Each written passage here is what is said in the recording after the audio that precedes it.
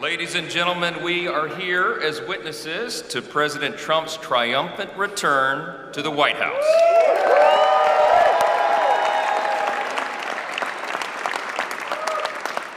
Right now, already this morning, you can feel it around the country. We certainly felt it here in the city. America is coming together and roaring back again, and it begins today, as the president just told us.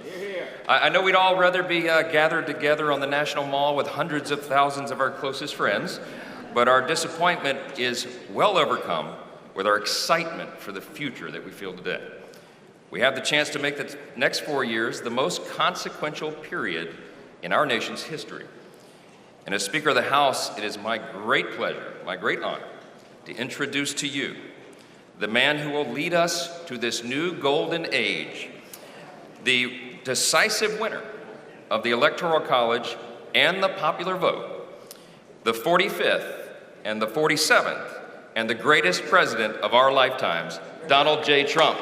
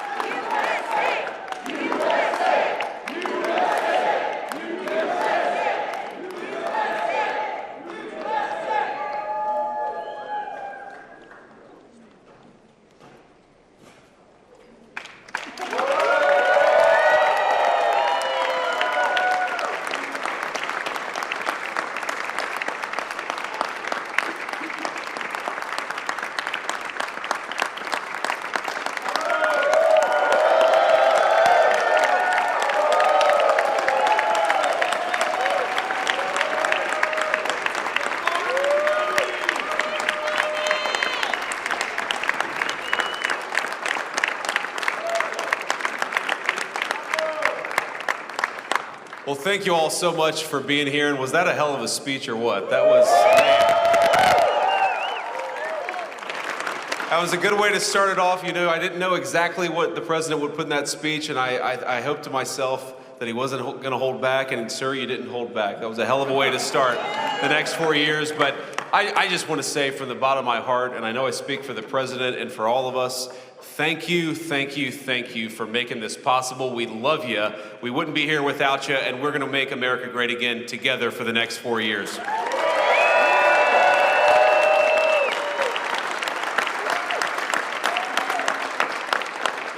And the last thing I'll say is, you know, having stood outside for about 5 minutes to wave goodbye to the Bidens, thank God we moved that thing indoors because it was a beautiful ceremony and it was cold as hell outside. So, sir, the 45th and 47th President of the United States, Donald J. Trump.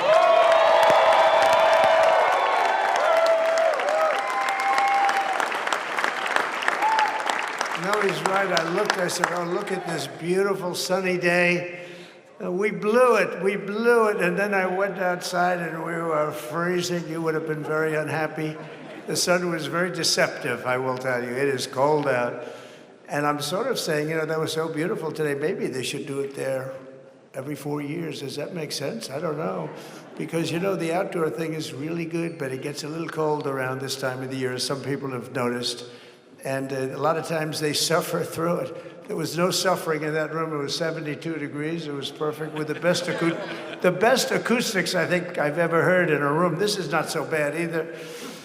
But I just want to say, you're a younger, far more beautiful audience than I just spoke to. And I want to keep it off the record. I want to keep that off the record. Because I don't want to have all those big shots up there. I don't want to think you're more powerful than them, you look better than them, and I love you. we just had a great time. We just had a great day. This was amazing. You know, when you think we took a journey, I mentioned in the speech, a lot of people said that was not a journey that was possible, and it was indeed possible. I didn't really know too much about what they were saying when they said that, but a lot of people felt it. And we hooked up with JD very early. I watched JD over a period of time. I endorsed him in Ohio. He was a great senator, and very, very smart. The only one smarter than him was his wife. That was, I would have chosen her, but somehow the line of succession didn't work that way, right? But now she's great and he's great. This is a great, beautiful couple and unbelievable career. I just said to him, you are very upwardly mobile, because he hasn't been doing it that long, but he picked it up so quickly. Remember, the first week was a little bit like the fake news was hitting him really hard. And I said, ooh, this may be tough, but after that, it was smooth sailing for him. He took on everybody. He took on the meanest. I don't want to use the word corrupt because we're into a new system, so let's wait till the corruption begins, because it will. But he took on some pretty mean people, and he handled it well. I want to also congratulate Mike Johnson for the job that he's doing.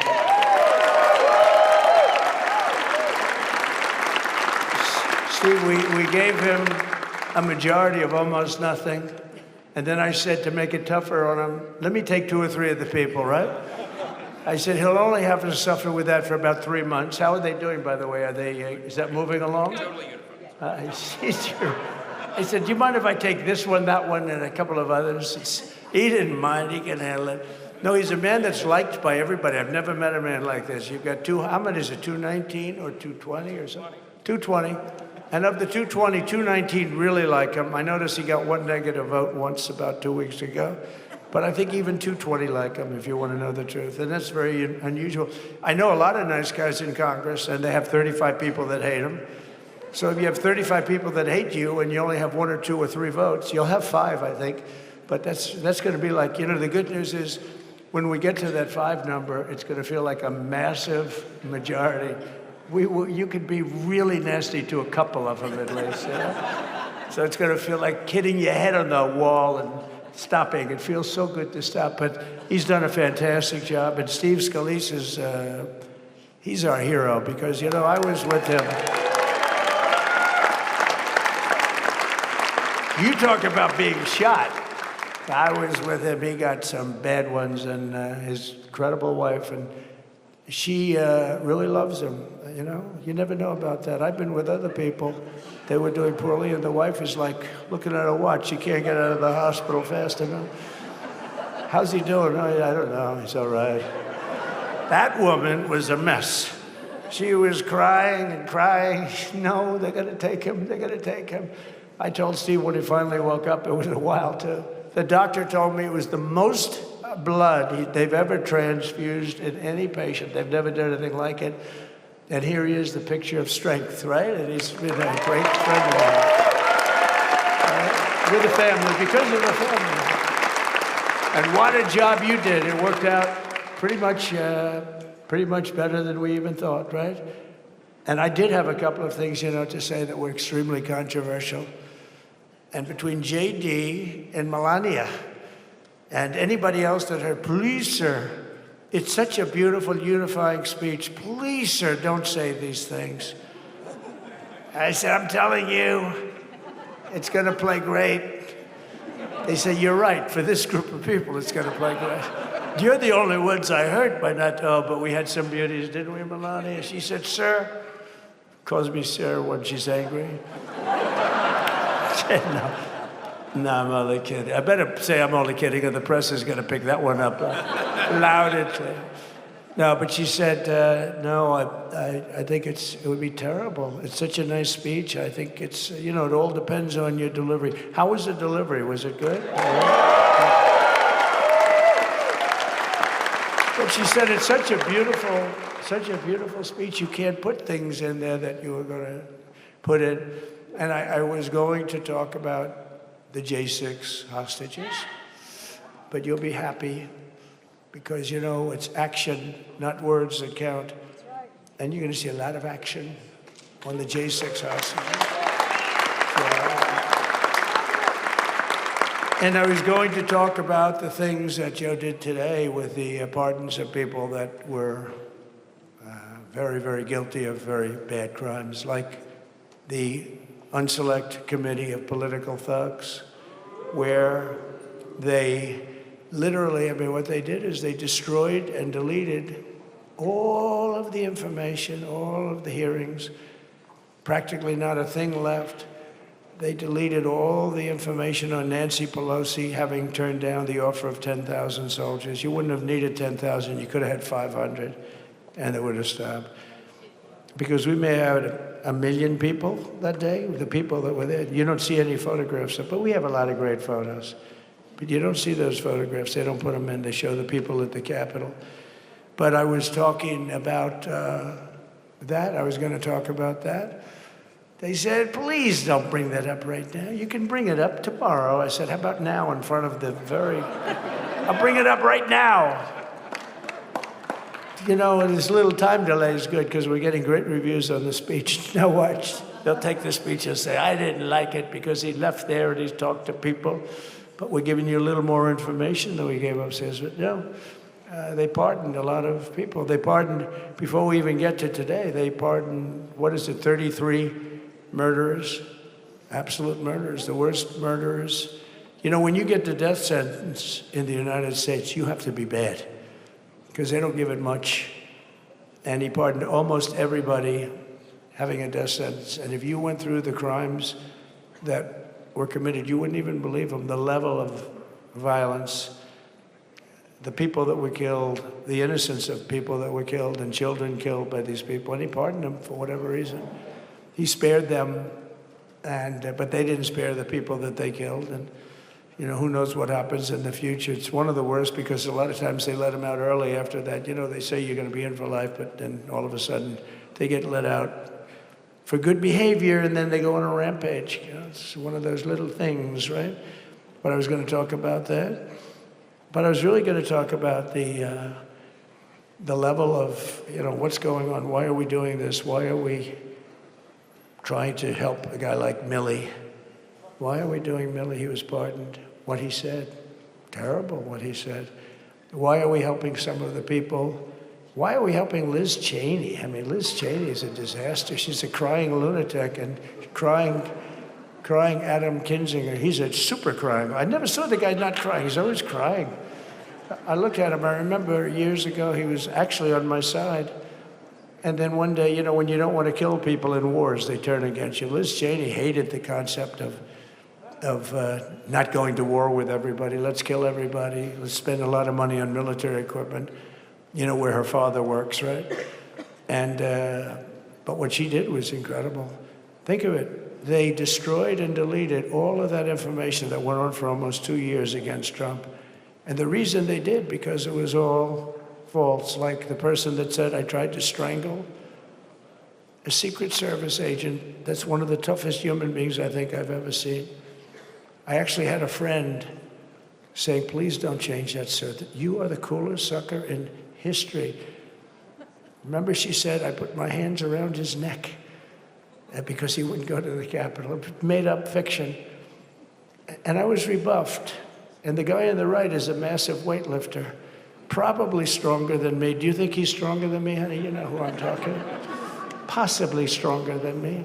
Slightly younger than me, like, I won't say how many years because I don't want to talk about that, but a lot of years. But I had a friend that said, why are you disputing that story? That's the coolest story I've ever heard. That I would attack a karate champion, get slightly rebuffed, and then throw my arms around a guy with a neck about this big. Even though there are bars, you know, there are bars, you can't really do that anyway. So I wanted to talk about that. But all of that stuff got deleted. And the reason it got deleted is they were all caught in lies. You know, Secret Service testified, and they said it didn't happen. Actually, the two guys were very embarrassed. They're suffering because their friends are saying, did Trump really do that to you? But they gained a whole new respect for me. But it was just make-believe stuff, and there were a lot of make-believe stories made up. So rather than suffer the wrath, like the story with Nancy Pelosi, I offered her 10,000 soldiers.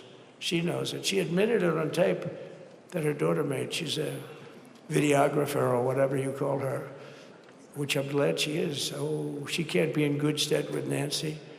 But Nancy said it was my responsibility as she's leaving the Capitol. She said it was, and it was. She's in charge of security at the Capitol. But I offered them up to 10,000 soldiers, even more. One time I said more, as many as you need, but you needed 400 or 500. If 4 or 5, you 10,000, that would be more than the number of people there by lot. But we offered her 10,000. Think of it, 10,000 soldiers. In other words, J6 wouldn't be J6. There would have been no J6. But she rebuffed them. She didn't like it. No, she didn't like it. Maybe she wanted that to happen, but she's guilty as hell. And now we would have to go through the process because they destroyed all evidence. They deleted everything. There's virtually nothing left. The other fake story and so many other fake stories. And many people came out on our side, and those people now, we've got to find them. There's nothing left. So that's a criminal offense. If that were a civil case, it would be a criminal offense. If that happened civilly where you did that, it would be a criminal offense. So I decided I'm not going to make this speech complicated. I'm going to make it beautiful. I'm going to make it a unifying speech. And then when they said we have a group of people that are serious Trump fans, I said, this is the time to tell those stories.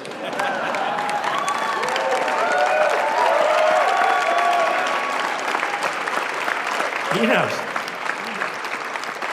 So anyway, but seriously, I'd like to, I think it was a tremendous success. I think we're very lucky we put it inside because it is really cold. We just went to the helicopter out of respect to something that's taken place for a long time.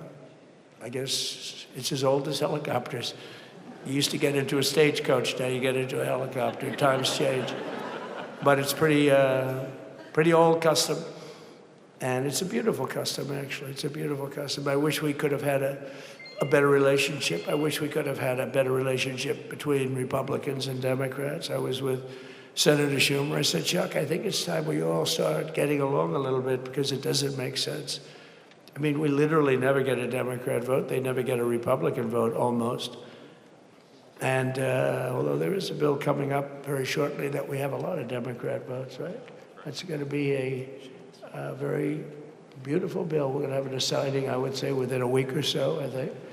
And it's going to be a very good bill.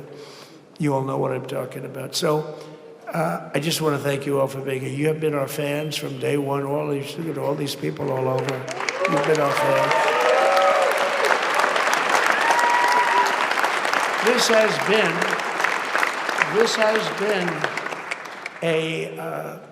there's never been anything like it. There's never been anything like it. This has been a movement like no movement ever in history for probably any country, let alone this country. You know, if somebody's running for president, and if they go out and they announce they're going to Arizona, they're going to Nevada, they're going to someplace, if you have 200 or 300 people, that would be standard. Ronald Reagan would go out. I mean, outside of the last couple of days where people get a little excited, but even then you have a couple of thousand people. But if you're going to go someplace, any place, any one of the swing states, any one of the other states, I mean, how about the non-swing states? We won Alabama by 48 points. We won Tennessee by massive numbers. Wyoming, we won by numbers that are, nobody's ever seen numbers like that. And, you know, places like California, we did great, but when they send out like 38 million ballots, nobody knows where the hell they're sending them, and then they come pouring back, the whole thing.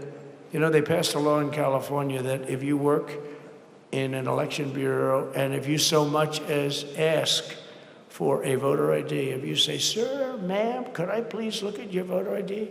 They have the right to put you in jail. You're a criminal. Can you believe that? There's only one reason that happens. They want to cheat. So they had it where voter ID wasn't accepted. But now if you even ask for it, this is seriously a bill that was just signed, passed in their legislature, and it was signed. And I think when we get things cleaned up and we get back to a little bit of normalcy, I'm going to ask the speaker to really get involved because I think we would have won the state of California because, if you look at my numbers with Hispanic, we're at 56%. And we won the Texas border that had never been won. As the governor said, he's doing a good job, the governor, by the way, of Texas. But as the governor said, it hasn't. Oh, did I get lucky? Did I get lucky? Supposing I said, he's not here, but the governor of Texas has done a terrible job. Wow, look at you. You mean we couldn't get you up in the front row? I tell you. Supposing I said, JD, the governor of Texas, he's not doing his job. You heard what I said. See, I didn't know you were there. I said he's doing a great job. He's doing a phenomenal job. But now you're going to have a partner that's going to work with you because you didn't have, not only didn't he have a partner, he had people selling the wall, right? We have a fence structure that we worked on, the governor worked on with me. And I didn't love it, to be honest with you. I wanted a nice precast concrete, 40, 50 feet high, like a beautiful, could have been a T-shape, Y-shape. I love construction. I wanted that sucker to go up maybe 50, 60 feet. It would have looked beautiful, a nice Y shape. And they said, the problem is, sir, they climbed that like a rabbit. I said, what do you mean? No way. And they brought some of these guys out. They climbed it like... And the other thing is you hit it with acid and the thing will disintegrate. They have things for concrete. So they needed very hardened steel, very special steel. And then they needed 7,000-pound concrete inside that steel, inside that steel. And then they have a rebar that's the toughest steel made. Very hard to cut. So this is why very little is cut. I mean, it's right. And then they put a anti-climb panel on top. I hated it. I said, it's so unattractive. And I said, why would that work? I don't believe it works. And I went to watch the Border Patrol, gave a display. We had actually two sets of climbers. The guys that climb up walls with drugs on their back, I mean, they got like 60, 70 pounds of drug, and they go as fast as you can walk. They go bip, bip, bip. Or we have Mount Everest-type climbers. And honestly, the drug guys were much better. I couldn't believe it. The drug guys blew them away, right? But it's true, the anti-climb panel, they couldn't get around it. They just couldn't. You didn't have it. So sometimes you sacrifice beauty for efficiency. And we did. So we built this wall, and we built over 500 miles of wall. That's why we had such good numbers. The famous chart that came down, very thankfully, the chart that came down on my right, Governor. Had I not looked over there, I'm not speaking right now. You might be speaking here. You want to know the truth? You, JD, have got a lot of great people in this party, but I got very lucky, but we had the best numbers we've ever had. But I bought, what happens is when you fill it up, it's like water. You fill it up. Now we have 571 miles of wall. And they would always say, when we renovated a wall, so there'd be like a piece of plywood sitting there for 60 years, or a 2x4 sitting for 60 years on the ground and rotting. Because, and they say, you didn't build a new wall. Here we're building 50 feet up in the air, 30 feet sections, 50-foot sections, all steel, all concrete, all everything. And all, by the way, they don't even want me to say this, but what the hell, doesn't take that long time. They're all wired for all of the equipment. We put wires in everything so they can easily wire for all the different types of equipment. And if there's a doubt, we have a wire. Whenever we just look, you just find the wires all over the place up top, so we can just hook it up. We don't have to have wires on the outside, which wouldn't do too well, right? So anyway, we built an extra 200 miles of wall, and the governor wanted to buy it. He tried to buy it, and they wouldn't sell it to him. He wanted to put it up himself. Could have been done in 3 to 4 weeks, 200 more miles, because when you do it now, they just keep going further out, getting around. So we did an extra 200 miles, and it was all bought. And they announced that they're not going to put it up. And that's when I realized they wanted open borders, and that's when I realized that people are going to come pouring through the wall like nobody's ever seen before. But you've seen it. A lot of you are here because of that. I made it my #1 issue. They all said inflation was the #1 issue. I said I disagree. I think people coming into our country from prisons and from mental institutions is a bigger issue for the people that I know. And I made it my number one. I talked about inflation too, but how many times can you say that an apple has doubled in cost?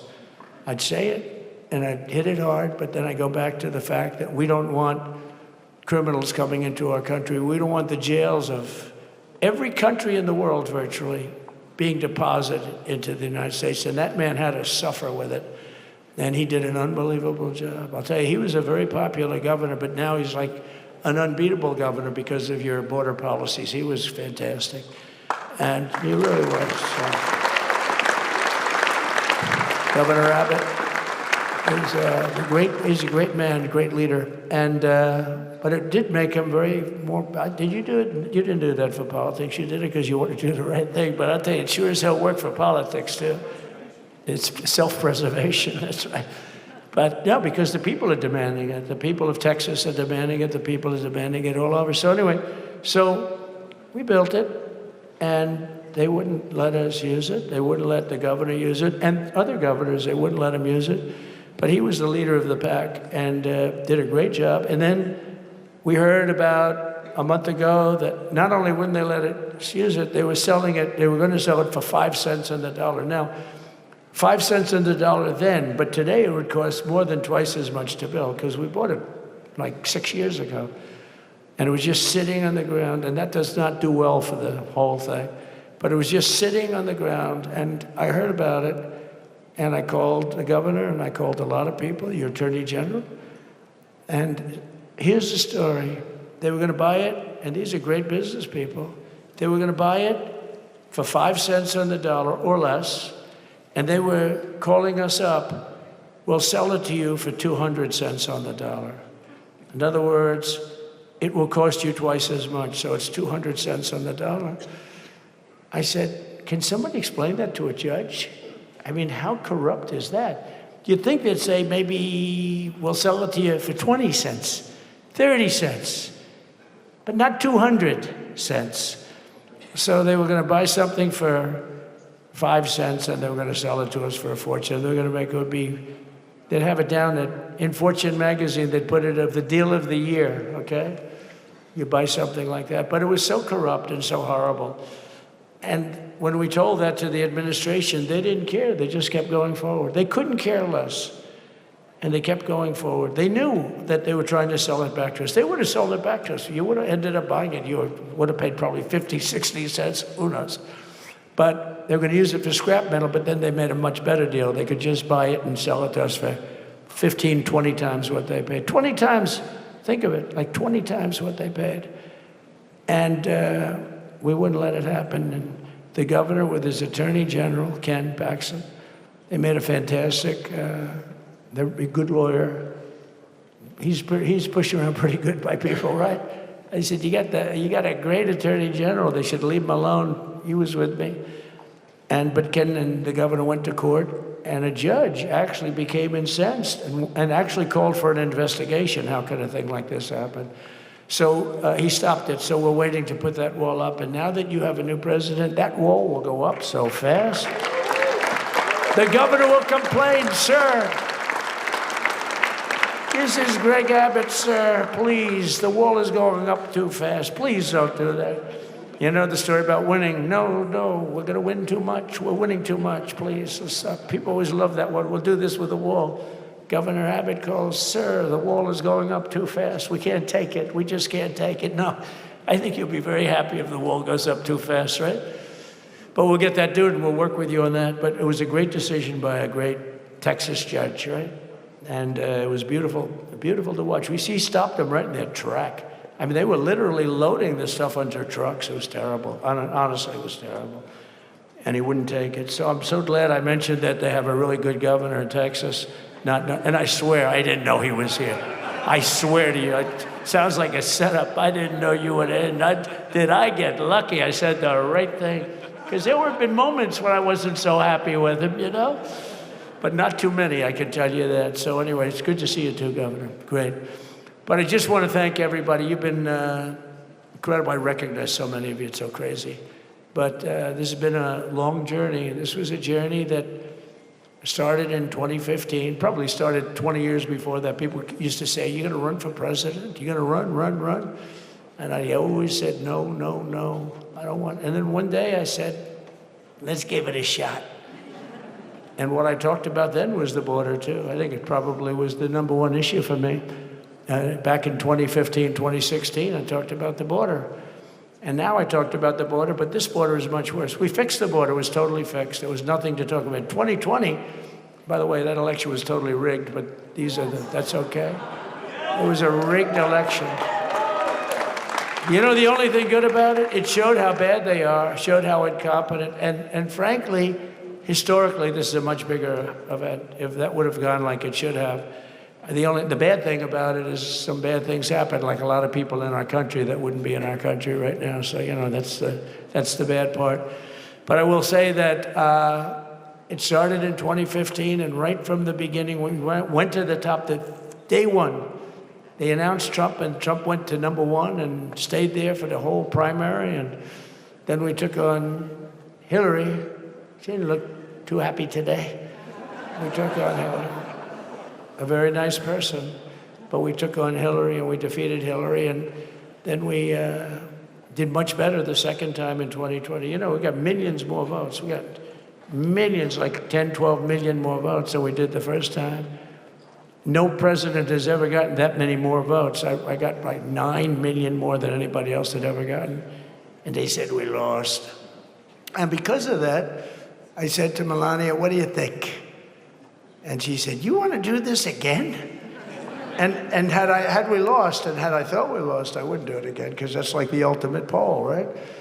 But I knew how well we did, and this time we made it too big to rig. It was so big. They tried. They tried like hell. But they tried to do it, and around 9:02, they gave up. Last time, they did bad things. This time, they just said, you know, I don't know if you saw, Mr. Speaker, in Washington, they had placards. They were all set to march. They thought it'd be closer. A gentleman asked me, a very respected gentleman asked me yesterday, how come the polls were so wrong? They showed you winning, but not in a landslide.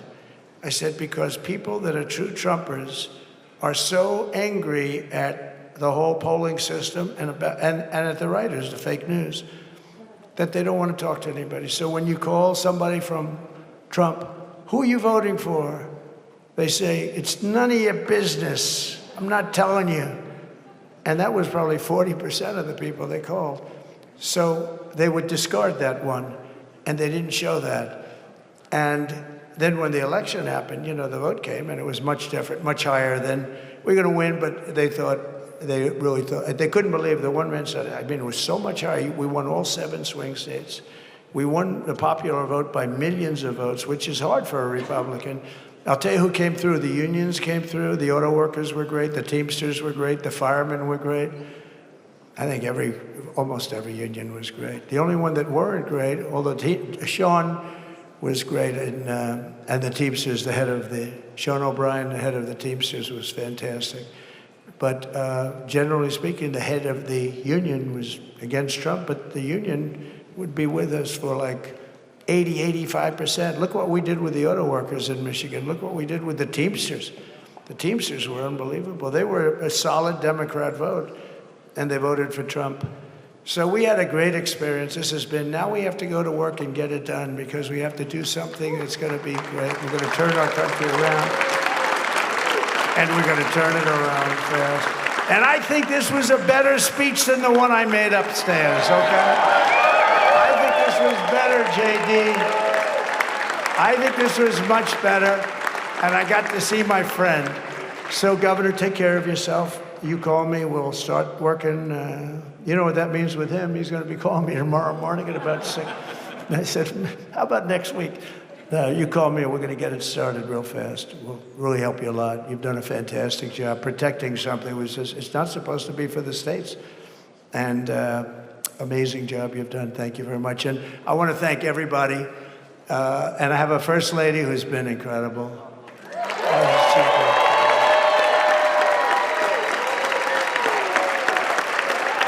I shouldn't say this. I'm going to get hell when I say this, but her feet are absolutely aching. You know, those heels. And we thought we were leaving. We were going home. Sir, would you be able to go down and say hello to some of your other fans that are here? I said, oh, I didn't know that. Wow. Did you get to see pretty clearly the picture, I hope? Good. That's good. But because you wouldn't want to make the same speech again, right? But she said, darling, I love you so much, but my feet are killing me. I said, honey, let me just see how far it is. I asked the person. Oh, not that long, maybe 400 or 500 yards. That's 5 football fields. I said, can you make it? She said, we're going to make it no matter what. We're going to make it because we have to do it, right?